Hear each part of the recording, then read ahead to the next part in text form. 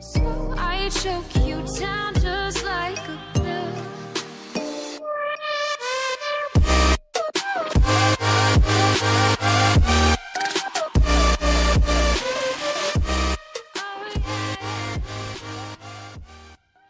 Hello guys and welcome back to Justice League part number 4। पिछले video का like target आपने जल्दी ही पूरा करवा दिया और इसीलिए उस पर ज्यादा व्यूज आ गए। इस वीडियो का टारगेट भी वही है, 500 लाइक्स या फिर 10% व्यूज। जस्टिस लीग के पिछले एपिसोड में आपने देखा invisible spectrum green lantern John Stewart के ऊपर हावी हो जाता है। वो जस्टिस लीग के ऊपर अटैक कर देता है, लेकिन तब साइबोर्ग उसे बेहोश कर देता है। जब उसे होश आता है तब वो जस्टिस लीग को इनविजिबल स्पेक्ट्रम के बारे में बताता है और एक ब्लैक सन अम्ब्रेक्स के बारे में बताता है।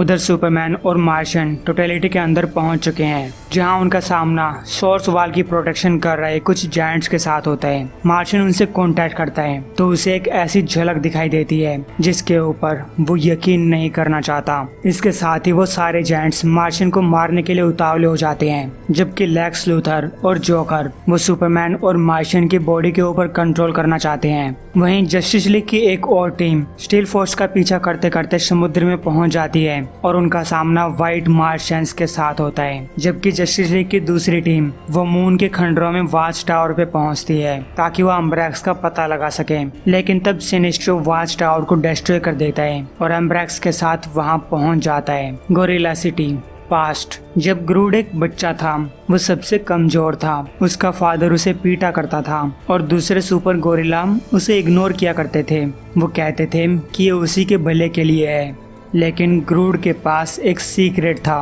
वो अपने दिमाग के साथ कुछ ऐसी चीजें कर सकता था जो कि कोई भी गोरिल्ला नहीं कर पाता। उसने एक यात्री को एक गुफा के अंदर कैद करके रखा हुआ था जो वहाँ पे 1 महीने पहले आया था।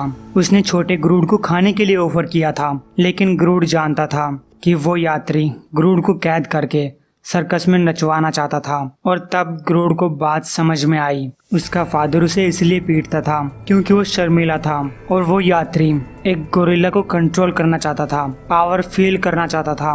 प्रेजेंट टोटलिटी के अंदर वो जायंट्स अपने हीरोज के साथ लड़ रहे हैं। मार्शन कह रहा है, नहीं तुम झूठ बोल रहे हो, मेरे दिमाग से बाहर निकल जाओ। सुपरमैन पूछ रहा है, जॉन ये जायंट्स तुम्हें क्या बता रहे हैं, मुझसे बात करो। एक जायंट बोलता है, तुम उसके आर्किटेक्ट थे, तुम उसकी तबाही थे, तुमने पहले सेल निकाली, इसलिए तुम्हें मरना होगा। सुपरमैन मार्शन को उनसे दूर रहने के लिए बोलता है, लेकिन मार्शन कहता है कि मुझे लग रहा है कि ये मेरी परीक्षा ले रहे हैं, मैं सच जानकर रहूंगा। सुपरमैन उसे बाल बाल मरने से बचाता है। इधर हॉकगर्ल की नजर एकदम से जोकर के ऊपर पड़ती है। वो बैटमैन सुपरमैन मार्शन से कॉन्टेक्ट करने की कोशिश करती है, लेकिन जोकर ने सारे कम्युनिकेशन बंद कर दिए हैं।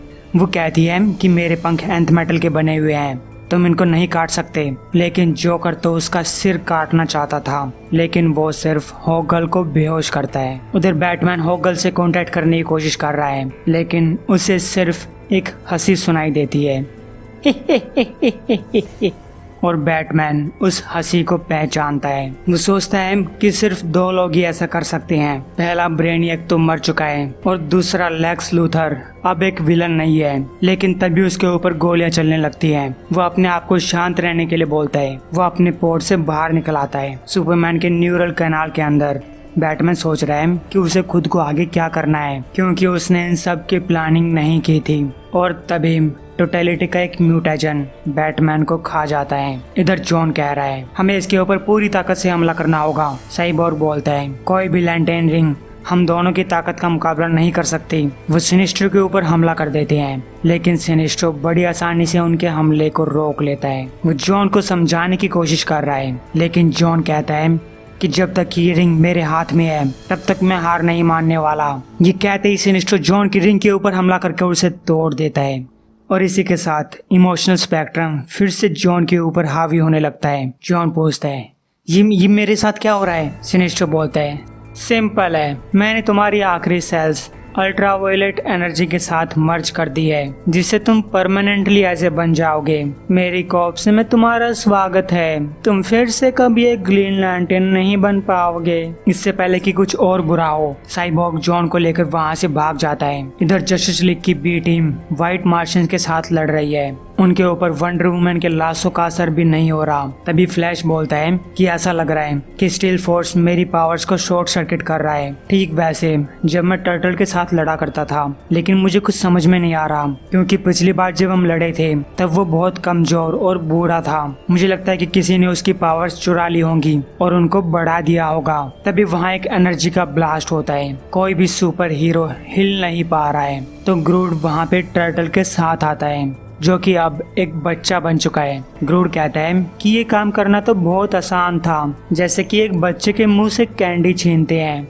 जस्टिस लीग ग्रूड को समझाने की कोशिश करती है। वो कहती है कि यूनिवर्स खत्म हो रहा है, जिसपे ग्रूड कहता है हम भी चाहते हैं कि यूनिवर्स खत्म हो जाए। वो जस्टिस लीग के ऊपर हमला कर देता है और फ्लैश को बताता है कि जिस छोटे बच्चे को तुम देख रहे हो ये वही टर्टल है, तुम्हारा पुराना दोस्त। और यहाँ पे तुम लोगों की काफी सारे पुराने दोस्त हैं। तो वंडर वुमन के सामने आती है चीता, एक्वामैन के सामने आता है ब्लैक मांटा। फ्लैश कहता है कि इन दोनों को अकेला छोड़ दो, ये लड़ाई सिर्फ तुम्हारे और मेरे बीच में है। ग्रूड कहता है तो तुम चाहते हो कि मैं तुम्हारे दोस्तों को छोड़ दूं? ठीक है। तो गाइज अपने हीरोज उनके दुश्मन से लड़ने के लिए आगे बढ़ते हैं, लेकिन स्टील फोर्स की वजह से एक दूसरे से लड़ बैठते हैं, क्योंकि स्टील फोर्स की वजह से ग्रूड के पास इतनी पावर आ चुकी है कि वो कितने ही ताकतवर हीरो को अपनी मर्जी से हिला सकता है। तो ब्लैक मांटा और चीता अपना एक और काम करने के लिए वहाँ से चले जाते हैं, लेकिन फ्लैश है कि रुकने का नाम ही नहीं ले रहा। वो स्टील फोर्स के अपने ऊपर हावी होने के बावजूद भी अपनी पावर्स का यूज करता है ताकि वो ग्रूड को रोक सके। उधर टोटलिटी के अंदर जायंट्स लड़ने से मना कर देते हैं, क्योंकि उनको फर्स्ट फोर्स की एनर्जी महसूस होती है। साथ ही मार्शियन के साथ भी कुछ अजीब होने लग रहा है। जायंट्स बोलते हैं कि स्टील फोर्स पूरी तरीके से अनलॉक हो चुका है। उधर लेक्स लूथर भी ये बात जानता है। तभी सुपरमैन मार्शियन को जायंट से दूर लेकर जाता है। वो कहता है कि मुझसे बात करो, तुमने वहाँ पे क्या देखा था? मार्शियन कहता है मैंने जो देखा वो झूठ था। सुपरमैन कहता है तुम्हें लगता है कि मैं अंधा हूँ? अब नाटक बंद करो और सच बताओ। मार्शियन बोलता है जब पिछले सालों में यहाँ पे नहीं था तब मैं एक मिशन पे था, ताकि मैं ये पता लगा सकूं कि मेरा प्लैनेट मार्स किस वजह से तबाह हुआ था। हम एक कलेक्टिव माइंड थे, इसलिए हम में से हमेशा एक का काम यही होता था ताकि वो सबकी मेमोरीज को अपने पास रख सके, मार्स की हिस्ट्री को अपने पास रख सके। और वो चीज दूर एक दूसरे प्लैनेट पे थी जिसे हम द कीप बुलाते थे। मेरी उससे मुलाकात थैने घर पे हुई, लेकिन वो बूढ़ी थी और इसकी याददाश्त पूरी नहीं थी। फिर भी उसने मुझे बताया कि एक टेलीपैथिक प्लेग की वजह से मार्स पे वो सब हुआ था, जो सामने वाले के दिमाग में वैसी बन जाती थी जिस किसी की वो पूजा किया करता और उनको उन्हीं के खिलाफ कर देती। हम आग की पूजा किया करते थे, लेकिन इन सब के पीछे कोई उद्देश्य नहीं था।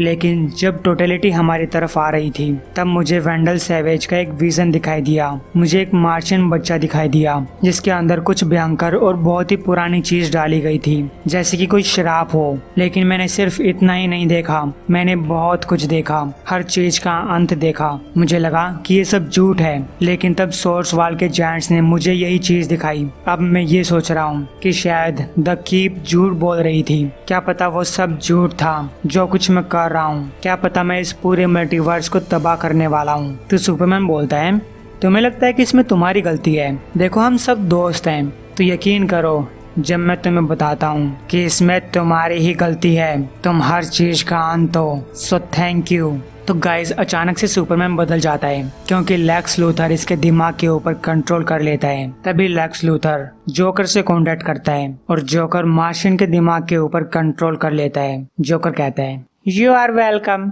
अब क्या मैं एक सिर काट दूं इसका, तुम्हारा, किसी का?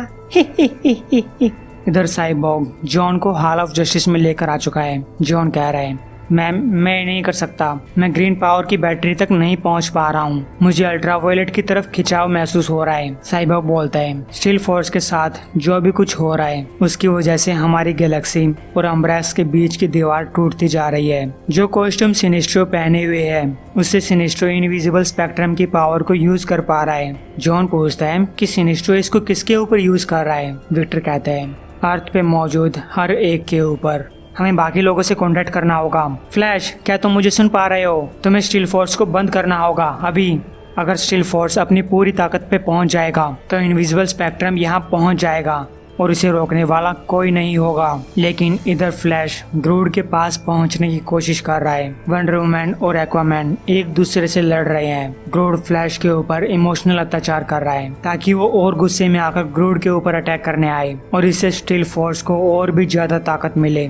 तो एकदम से स्टील फोर्स अपनी पूरी पावर पे पहुंच जाता है। ग्रूड फ्लैश को दूर फेंक देता है और इनविजिबल स्पेक्ट्रम अर्थ पे मौजूद हर किसी इंसान के ऊपर कंट्रोल कर लेता है। अब सिनिस्टर के पास इतनी बड़ी फौज हो चुकी है कि यूनिवर्स की बाकी सारी फौज मिलकर भी उसकी एक फौज के बराबर नहीं है। उधर ब्लैक मांटा और चीता गॉड्स के कब्रिस्तान की चाबी तक पहुंच चुके हैं। फ्लैश को अपने ऊपर पछतावा हो रहा है। उधर सुपरमैन और मार्शन टोटलिटी के पास पहुंच चुके हैं।